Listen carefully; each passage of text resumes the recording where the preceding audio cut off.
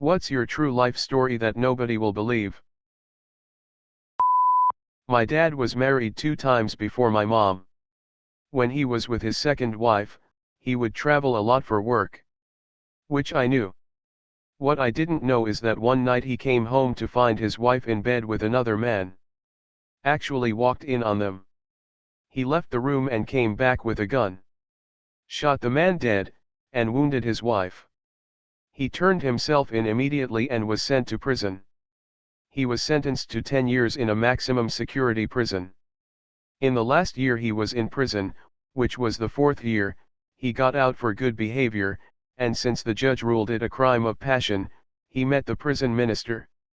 The prison minister was my mom. My dad is a murderer, my mom was the minister.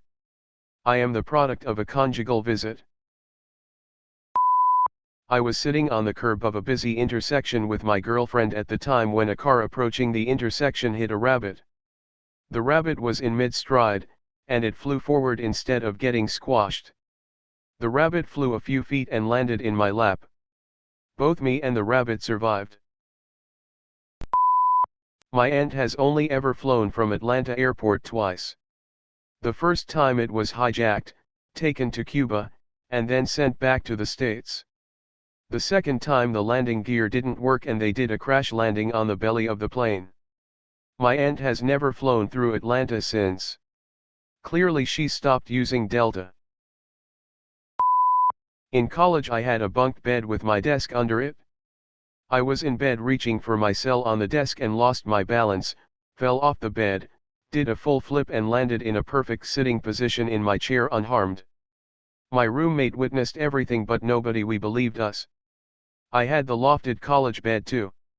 And in an attempt not to wake my sleeping roommates, I stepped on my desk, slipped on my desk calendar, landed on my butt and somersaulted backwards so I managed to hit every vertebrae on the floor ending with New York head hitting the chair. My roommates heard the noise and tried to act like I was a toddler who fell, by yelling you're okay, so I wouldn't cry. It worked.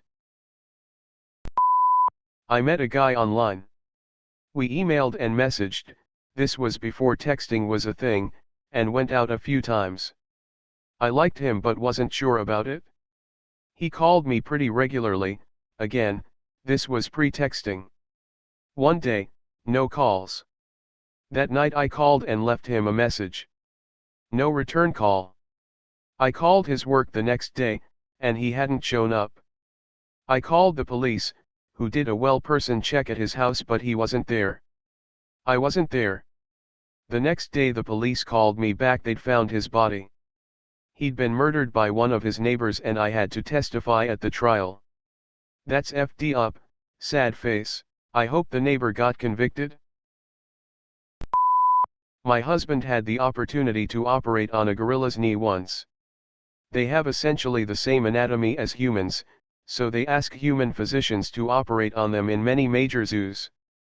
It was really cool, and afterwards they gave him a painting done by the gorilla as thanks. Apparently the gorilla was going through some adolescent rank wars with other male gorillas and had his knee battered and bitten, though the meniscus. I know, it's his story, not mine, but he doesn't get on the internet, and I think it's super cool and I'm really proud of him. Edit, we had it framed with the thank you note from Billy, the gorilla, and his trainer. Long story short, I was asleep at a friend's. A kid who was there thought my friend's .45 calories handgun was a BB gun. He shot me in the left ass cheek, severed femoral vein, damaged femoral artery, life support for a week and a half, 3 8-hour surgeries, permanent femoral vein to femoral vein bypass, fake vein, and a little over a year later I'm back on my feet on my way to being normal again. This is AskReddit, dude, you can tell the long story long. We all want to hear it. Glad you're getting better, by the way.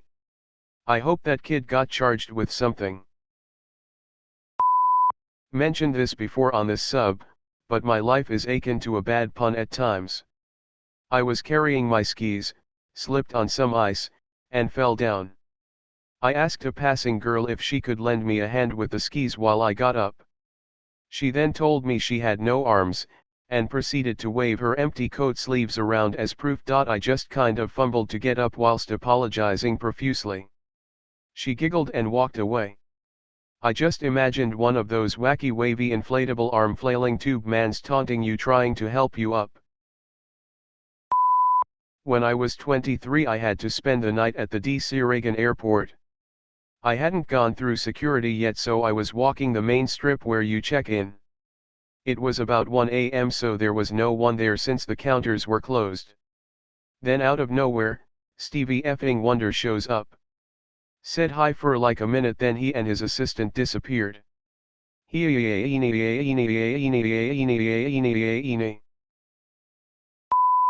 On my way home from school about 7 years ago, I was sitting at a very busy intersection waiting to turn left. It was very gloomy outside. All of a sudden, it sounded and felt like the back of my car exploded. There was also a quick, very bright light that flashed in my rear view mirror. I panicked, and noticed immediately after that the stoplight stopped working, and it also began to rain. I looked out in the distance, and saw a lightning strike. I also looked on either side of me where there was a ton of traffic, and everyone was staring at me like this. That's right, I was struck by lightning. My physics teacher always said one of the safest places to be in a lightning storm is in a car if the windows are up, because it creates a shell, in a way. So I believe you. Okay, here we go. I had to jerk into a cup to count my soldiers because I had a long-time testicle infection. Sorry, you have to use the children's room, every other room is occupied.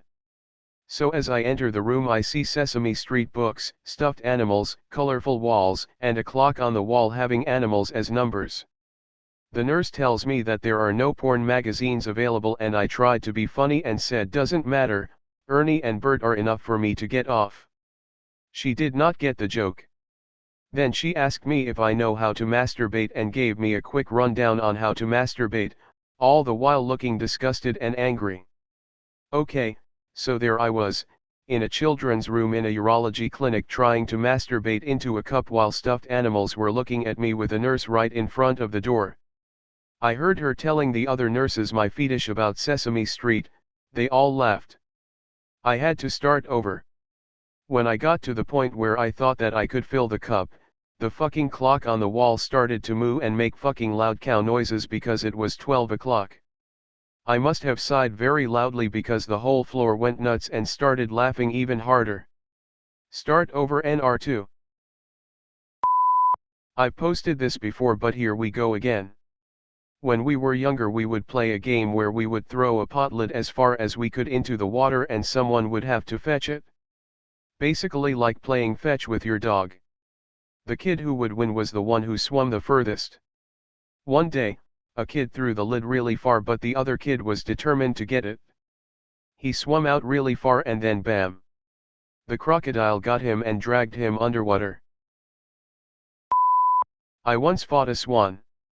Were you two fighting for the favor of a female swan?